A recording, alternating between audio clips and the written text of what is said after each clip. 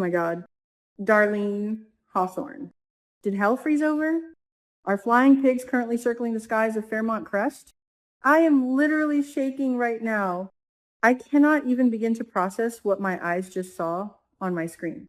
I mean, we all knew Eva was finally getting discharged from the hospital. Praise the soap gods. Our girl survived a massive tornado, a near-death internal bleeding crisis, and a liver transplant from her absolute worst enemy, Kat. She has been through the absolute ringer. She deserves peace.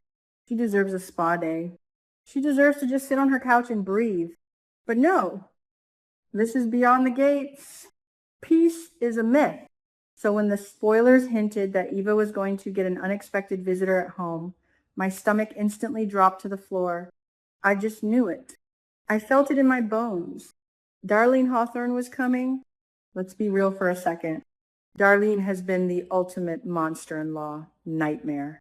She has looked at Eva like she is something stuck to the bottom of her shoe since day one. The history of bitter, toxic, screaming matches is burned into my brain. So when I realized Darlene was heading over to visit Eva and Isaiah, I was preparing for a bloodbath. I was sitting here screaming at my TV, Isaiah, lock the door. Do not let that woman inside. Eva's liver is literally brand new. She cannot handle the elevated blood pressure. I pictured the absolute worst. I imagined Darlene kicking the door open, pointing that accusatory finger of hers, and screaming at Eva with that same bitter, hateful tone she always uses. I pictured poor Isaiah, caught right in the middle of World War III, having to physically stand between the woman who gave birth to him and the woman he loves. It is the absolute worst position for a man to be in. I was sweating for him. Isaiah does not want any more conflict. He just wants to take care of his girl. And then the knock on the door. My heart was pounding. Eva looked terrified. Isaiah looked like he was bracing for a hurricane. The door opens, and there stands Darlene Hawthorne. But wait, she's not screaming. She's not scowling. She is smiling. I literally dropped my remote. I gasped so loud, I think my neighbors heard me. Darlene Hawthorne is smiling, and she's holding food, lemon cake, cornbread soup, baked potatoes.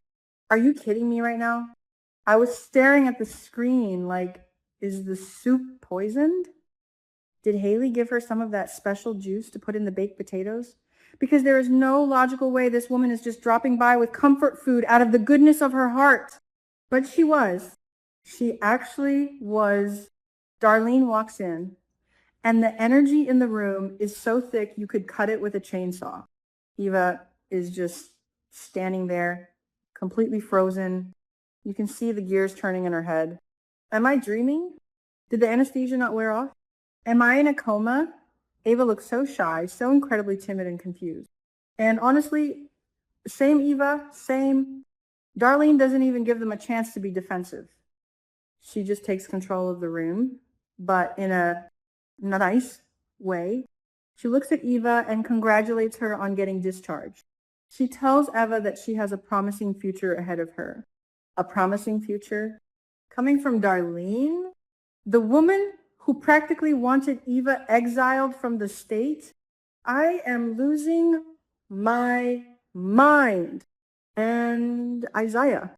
Oh, poor, sweet, traumatized Isaiah.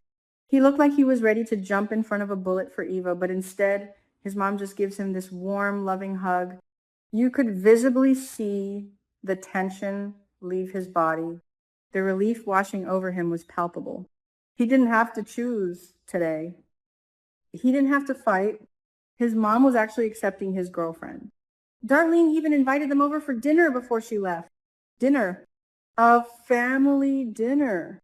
I need to pause and take a breath because this is too much.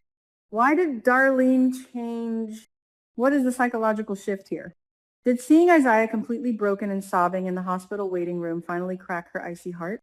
Did she realize that life is too short after the tornado nearly wiped out half the town? Or, wait a minute. Let's talk about the elephant in the room. Leslie Thomas was right there. Leslie, The woman who has clashed with Darlene so violently that I thought they were going to end up in jail. Leslie was standing right there in the room when Darlene walked in.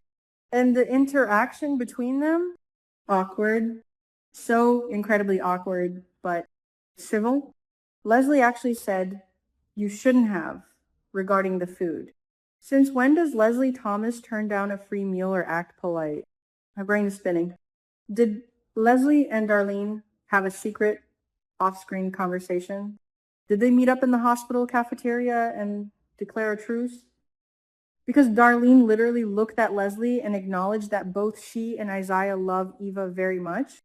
Darlene validated Leslie's love for her daughter. That is massive. That is a monumental shift in the universe. Is this because Leslie vowed to change her ways?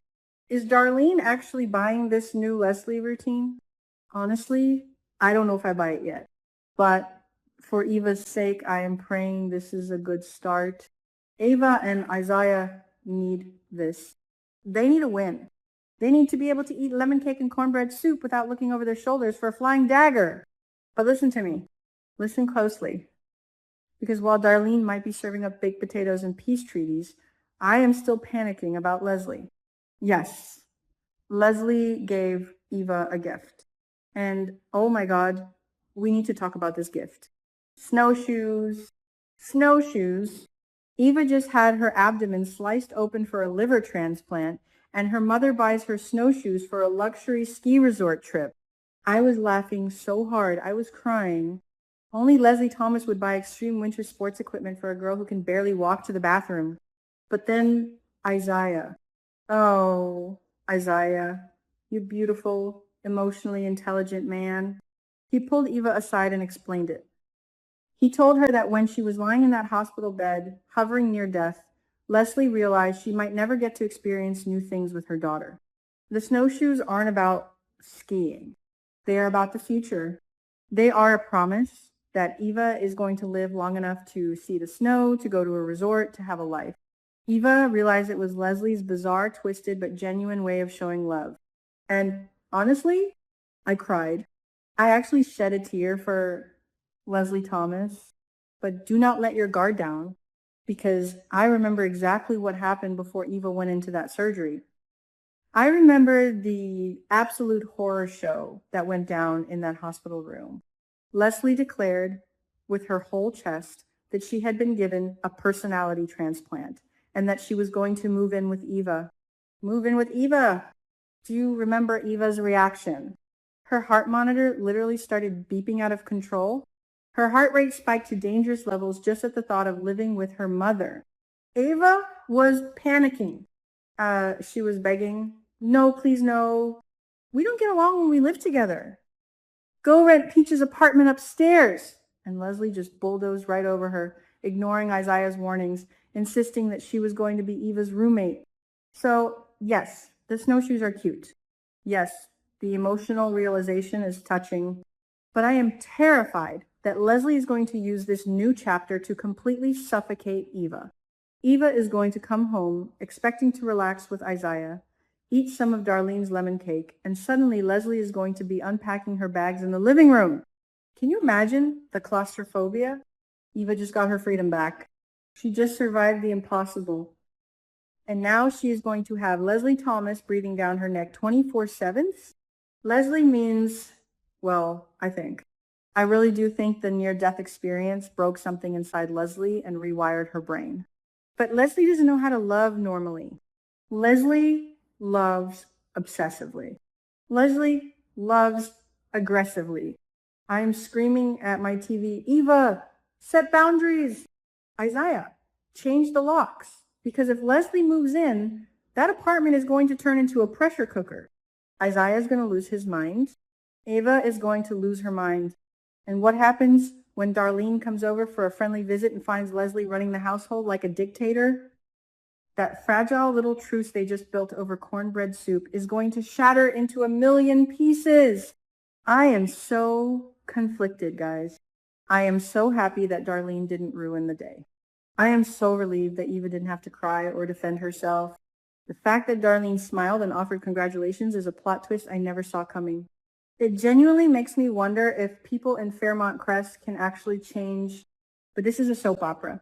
The other shoe always drops.